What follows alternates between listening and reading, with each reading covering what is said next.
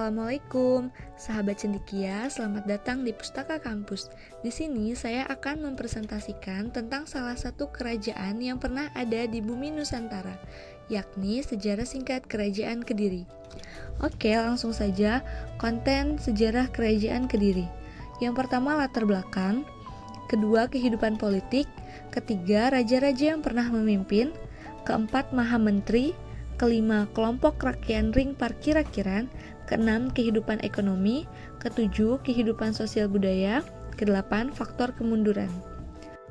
Sejarah Kerajaan Kediri. Kerajaan Kediri merupakan salah satu dari beberapa kerajaan besar dan berpengaruh di Nusantara.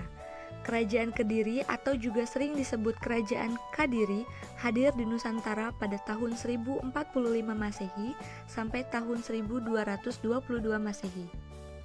Selama 177 tahun kekuasaannya, Kerajaan Kediri banyak memberikan warna peradaban bagi Nusantara yang kemudian bernama Indonesia ini. Pada masa keemasannya, Kerajaan Kediri memiliki wilayah kekuasaan yang cukup luas.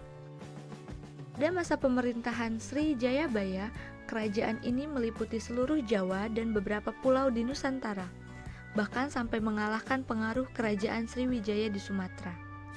Hal ini diperkuat kronik Cina berjudul Ling Wai Taita karya Chow Kufei tahun 1178, bahwa pada masa itu, negeri paling kaya selain Cina secara berurutan adalah Arab, Jawa, dan Sumatera.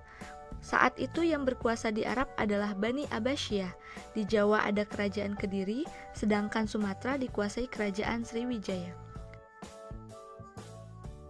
Latar belakang Kerajaan Kediri berlokasi di tepi Sungai Brantas, Jawa Timur, bercorak keagamaan Hindu, berdiri pada abad ke-12.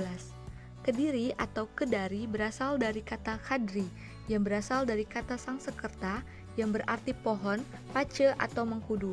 Sejarah berdirinya Kerajaan Kediri diawali dengan perintah Raja Airlangga yang membagi kerajaan menjadi dua bagian, yakni Jenggala atau Kauripan dan Panjalu atau Kediri, yang dibatasi dengan Gunung Kawi dan Sungai Brantas.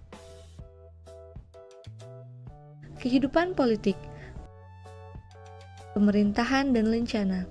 Pemerintahan dijalankan oleh 300 pejabat sipil dan 1000 pegawai rendahan yang bertugas mengawasi benteng, pembendaharaan, kerajaan, gudang-gudang persediaan, dan keperluan prajurit. Lencana yang dipakai Narasingha atau Narasimha. Prasasti Talan, Lencana Garuda, muka yang tercantum kata Pangjalu Jayati, artinya Pangjalu menang. Raja-raja pemimpin,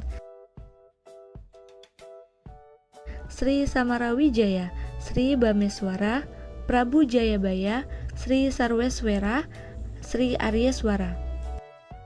Maha Menteri, putra atau kerabat raja.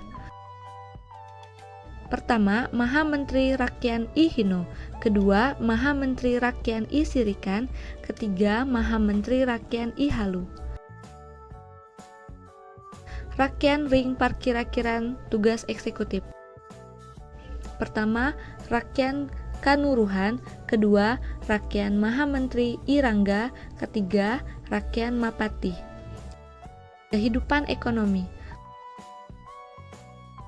Pertanian, hasil pertaniannya sangat melimpah karena didukung oleh tanah yang subur. Industri, sebagian masyarakat sudah mulai mampu memelihara ulat sutra dan kapas, serta menenun kain sebagai bahan pakaian. Pedagang dan pelayaran, pada saat itu sudah maju dengan adanya ketentuan hukuman yang harus dibayar dengan emas. Kehidupan sosial dan budaya. Penduduk sudah memakai kain sampai bawah lutut, rambutnya diurai, rumahnya bersih, serta rapih dan lantainya dari ubin. Perkawinan, keluarga pengantin mendapat mas kawin. Hukuman badan atau fisik tidak ada. Hukuman yang berlaku adalah membayar denda atau emas. Faktor kemunduran. Terjadi pertentangan antara raja dan kaum Brahmana. Raja Kertajaya dianggap melanggar agama dengan memaksakan mereka menyembah kepadanya sebagai dewa. Kaum Brahmana meminta pertolongan kepada Ken Arok. pemimpin daerah Tumapel yang ingin memisahkan diri dari Kediri. Kemudian terjadilah perang antara rakyat Tumapel yang dipimpin Ken Arok dengan Kediri. Akhirnya pada tahun 1222 Masehi, Ken Arok berhasil mengalahkan Kertajaya dan kerajaan Kediri menjadi daerah bawahan Tumapel atau Singasari.